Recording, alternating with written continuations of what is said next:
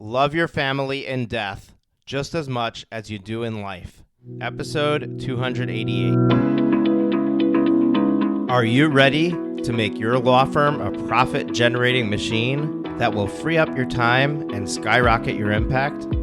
With more than 2 decades of business growth experience and having proven that you can be successful while prioritizing your family and your impact, introducing the Profit with Law podcast. I am your host, the creator of the Firm Differentiator 10X Effect, Moshe Amsel.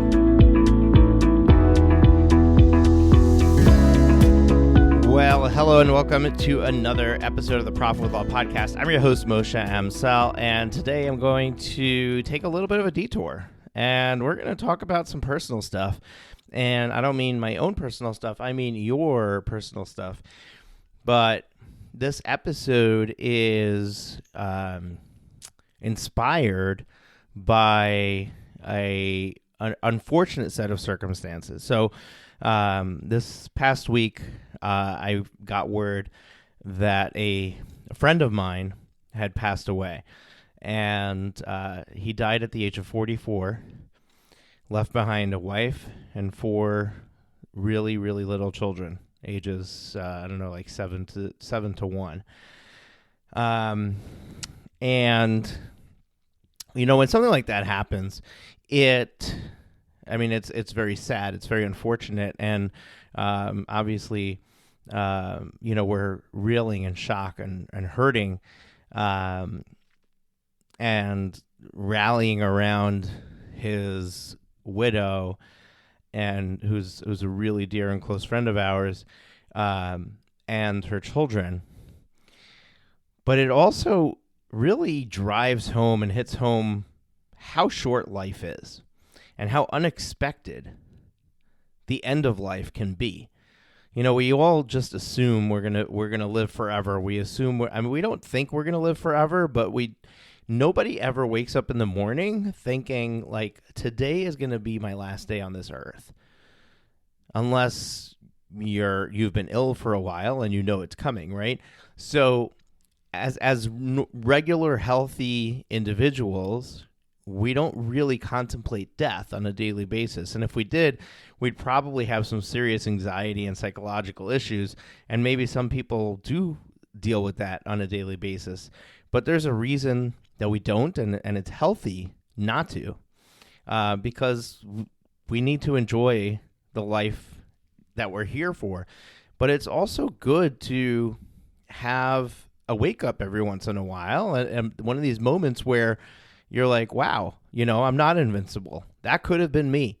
And I could have, I could have left my young family behind to fend all on their own. And when we get these awakenings, when we have these messages that the world sends us, we have to look and say, what is the lesson here? And one of the lessons that we can walk away with is, maybe we should do a better job of caring about the people that are close to us, not getting angry or upset or leaving in a huff or leaving a fight unresolved, because what if that resolution never comes?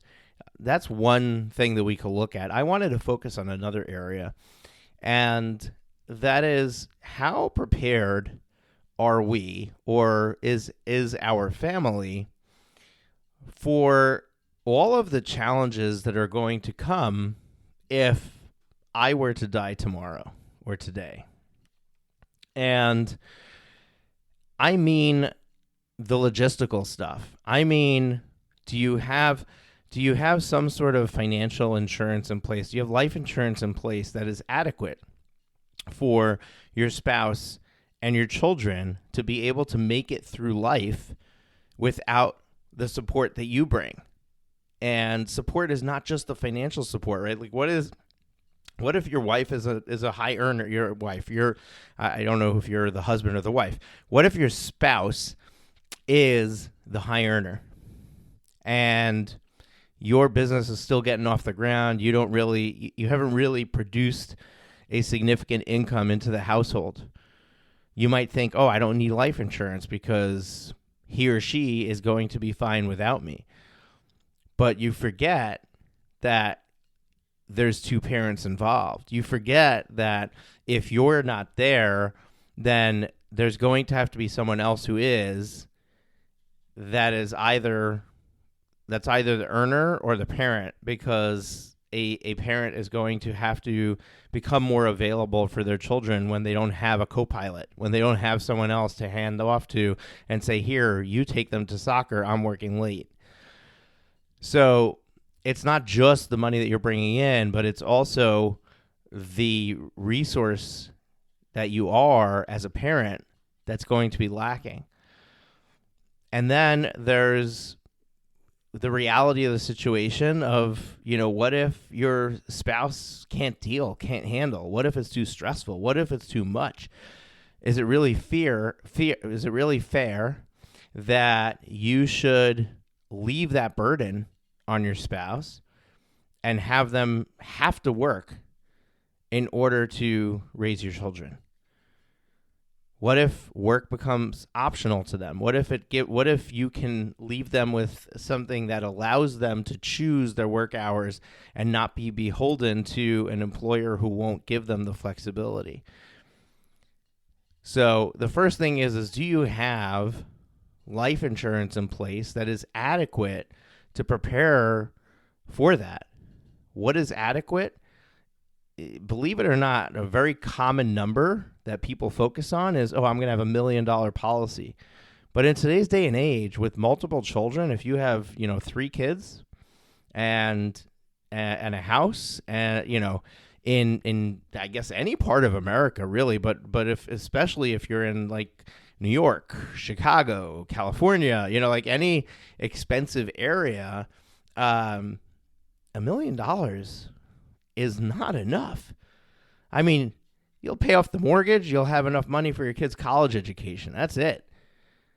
If you want to really position your spouse to be able to manage through life, raising your children, if God forbid your life was taken in the next day or two, they probably would need more than that. So the first thing that I would caution you or warn you or remind you to check is, do I have life insurance? And is it adequate? Is it paid? Have I paid the premium? Have I let it lapse? These are minor things. I have life insurance, but I didn't realize I haven't paid a premium in 2 years, so it really isn't there anymore. And then the last thing on that is, have you checked the beneficiaries? Have you updated the beneficiaries? If you've made your spouse and your children the beneficiaries, have you added children as you had them? And I'm talking to, behind the microphone, I'm talking to you as the listener. And at the same time, I'm questioning whether I know we just had a baby. I have not updated the beneficiaries on my life insurance policy. I know that for a fact. But I also know that I may not necessarily want to have the money going directly to my children. I may want to give my spouse absolute 100% flexibility on what to do with that money. So you have to decide how you want to position that, but have the beneficiaries there, especially if you're in a second marriage. It would be awful if you died and it went to your ex because you didn't update the beneficiary and you left your spouse out with nothing, and you have children with your current spouse. So there's all kinds of family dynamics, family relationships. If you have a special needs child, that creates a whole nother category. But the very first place to start is, do you have insurance? Am I insured? The next thing to really look at is, who manages the finances in the household? And if you're that person, how well prepared is your spouse to know where everything is, to know how to log into accounts, to know what accounts are there, and to know what to do with it? Right? Like for me, I manage all of my investing on my own. I like it. I enjoy it. So I don't have an outside advisor that I use. But if I were to die, my wife wouldn't know which end was up when it came to that. So she would need to have an investment advisor. Now, if I am doing my own investments, then clearly I have an opinion about how the money should be invested. Perhaps it would make sense for me to line up an investment advisor that if I were to die, to have instructions for her to say, here, go to this person. I've already met with them. They know what my investing style is for you, what I want them to do, how I want them to manage this money. Go and transfer the assets from this account into an account that they're going to help you create. And trust them because I've already vetted them. You see, when it's stuff like this that we don't think about the anxiety, the angst, the hardship that we're going to create. It's bad enough that they have to deal with the sorrow and the pain of losing you or me. But on top of that, they have to worry about where are the funeral expenses going to come from. They have to worry about funeral arrangements. Where does he or she want to be buried? Decide that. Get that set up. It sucks to think about it, and we want to ignore it, but we spend our whole lives loving on our families, caring for our families, but then we do the most selfish thing in the world when we die, and that is we die without a plan. So many people die without a will, without a simple set of instructions for their family on all the important things they need to know. How to access the passwords of my accounts. How to, a list of all of the financial institutions we have accounts with. Maybe some key contacts when it comes to those things. I mean, just some basic stuff so that they don't have to go on a witch hunt. Yeah, they'll figure it out. They will find it eventually. But is that really how you want to be remembered? Is that how you want your spouse sitting there being angry with you because they have to sit there and figure this stuff out because they were in the dark, because they didn't know? Not because you kept them in the dark, but because it was your job. That was the division of responsibilities. So insurance, information, and then the last thing is we talked about the life insurance having the right beneficiaries, but what about your retirement plans?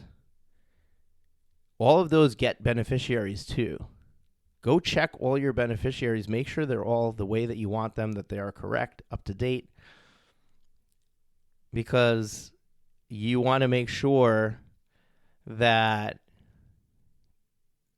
that stuff can skip going through the will or going through probate or any of that stuff. And then on top of that, you have the added detail or convoluted thing or extra thing.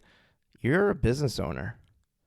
Chances are your spouse is not involved in the day-to-day operations of your business. Chances are your spouse doesn't know how to figure out which customers owe you money, doesn't know what to do. Like, if you were to die, is your business able to be sold? Is there value there? Is there something to sell? Is there somebody that can take it over and do something with it? Or does it need to close its doors? How do you figure out who are all the clients, all the open clients that need to be communicated with to say, hey, look, so-and-so passed away, and we're going to have to close up this law firm. I know you're in the middle of a case with this attorney, but we're closing up shop. So how much better would it be if you already have arrangements with another attorney to say, hey, look, if I pass away, will you handle all my cases and get them close to completion? and then have somebody in your office whose job it is to know what those arrangements are. And all your spouse needs to do is go and talk to that person. Or if you think it could be sold, have a business broker lined up, have a valuation already in place, or what is the valuation type that's going to be used, and where to get the information to be able to do that. So you could put it up for sale. What's going to happen in the interim until somebody buys it? Who's going to serve the clients? How's it going to operate? These are some really serious questions that need to be asked. Now, you could have key person insurance. So you could have a life insurance policy on a key person in the firm, and then if that person dies, that payout goes to the business to allow the business to survive. And you only need that if you're potentially on the hook for money that has to go back to clients and there isn't money in the bank. You don't want your spouse needing to deal with that and pull from your life savings, and you don't want to screw anybody, right? You're not out to get anybody, so you don't want to leave somebody who paid you up front for services, and now you can't complete those services, and there isn't money in the business to pay them back. You don't want to leave them in a poor position. That's not your intention. So for that matter, you very likely might want to consider at least some sort of coverage in that way. But I think it's more about thinking about what the logistics of what would have to happen. Like, I mean, you don't even have to think about death. Like, what would happen if I got hit by a car tomorrow and I ended up in the hospital in the ICU and I was there for 6 months? What would have to happen to my business so that it was still there when I was done? And think along those lines and put those things in place. Have a disaster plan of how your firm is going to manage to run and survive and continue to go if you become incapacitated in some way. So I know that this is not the typical content that I'm going to be doing on growing your business, and I know that it's so easy to punt this. It's so easy to push it down the road and to defer it and say it's not imminent, so it can wait. This client is imminent. They're waiting for my response. They're going to go first. I have this thing going on at home. That's going to go first. Days go by, weeks go by, months go by, years go by, and we don't take care of these things. And every day, week, month that goes by, we don't take care of these things, we are building a bigger and bigger problem because we're getting one step closer to our death. And it sucks to have to say that, and sucks to have to come to terms with that, and it really sucks to have to create a podcast around this. But the reality is that we are getting older, not younger, every single day. And we may still have a long life ahead of us, but we don't know that. It's an unknown. It's a risk. And we have to prepare for that. If we don't, yeah, they'll figure it out.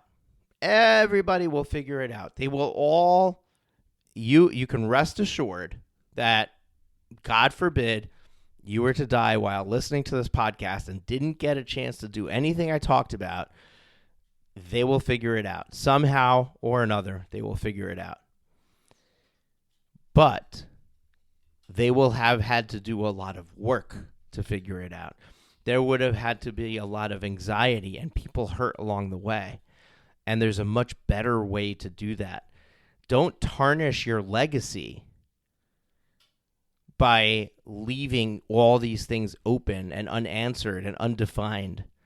Start to define them. Don't try to get this grand plan and I need the whole plan made. No, you don't need to do that. Do one step at a time. Today, I'm going to make an appointment with an attorney. We're going to go and get a will. Tomorrow, I'm going to make an appointment with an insurance agent. I'm going to increase my life insurance policy, renew my life insurance policy, get a new life insurance policy, cancel my life insurance policy. Whatever you need to do around life insurance, get that back in order, because at some point you probably dealt with it and life circumstances have changed drastically since then. And it's time to look at it again. It's time to deal with it again. Most people don't have adequate life insurance coverage, myself included. And for me, it's more than $1 million, but I probably need $3 or $4 million. I've got 6 children. The three of them are older, but they still are going to get married. There's a wedding to pay for. They're going to buy a house. I would love to give them a down payment for the house.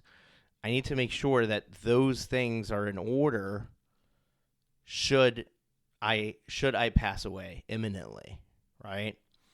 And so the key message here is, with a little bit of work and planning, and maybe make an appointment with yourself like once a year to do a quick check-in and just make sure everything is still up to date. With a little bit of work, you can probably do a little bit every month, like choose one day a month for the next 12 months, like the first of the month or the 15th or the 31st, or whatever the day is. On this day, that's going to be my death preparation day. And each of the 12 days over the course of the year, once a month, I'm going to check another thing off of this list that I need to do to prepare for it. And then I've got this master plan that's created, and I just let my family know where it's located, so that if, God forbid, I were to die, this is where you go to get everything that you need. And then once a year, check in. Are all the accounts up to date? Are all the logins correct? Are all the instructions correct? Is your policy up to date? Do you have to increase your coverage, decrease? I mean, as you go through life, your kids get grown up, and suddenly maybe you don't need coverage anymore, or you don't need as much coverage anymore.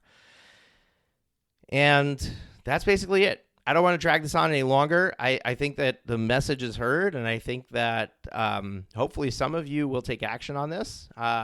Some of you are probably estate planning attorneys, and I'm not telling you anything new. And but you know how it works, right? Shoemakers' kids, they walk around without shoes. Why? Because we're always busy taking care of everyone else. We don't take care of ourselves. So as much as we're in a room full of attorneys where everybody should already know this, chances are most of us haven't done this. Chances are most of us don't have this all set up and ready to go. So go do it. Go. Don't tarnish your legacy. Prove that in death you love your family just as much as in life by having this stuff checked off and ready to go. All right, folks, we got an amazing interview coming up on Thursday. Hope to see you there. If this is your first episode you're listening to, hit that subscribe button so that you can be notified every time a new episode comes out, which is Tuesdays and Thursdays. All right, take care. See you soon. Have you been enjoying the show? We sure hope so. To make sure you never miss an episode, be sure to hit the subscribe button in your podcast player app.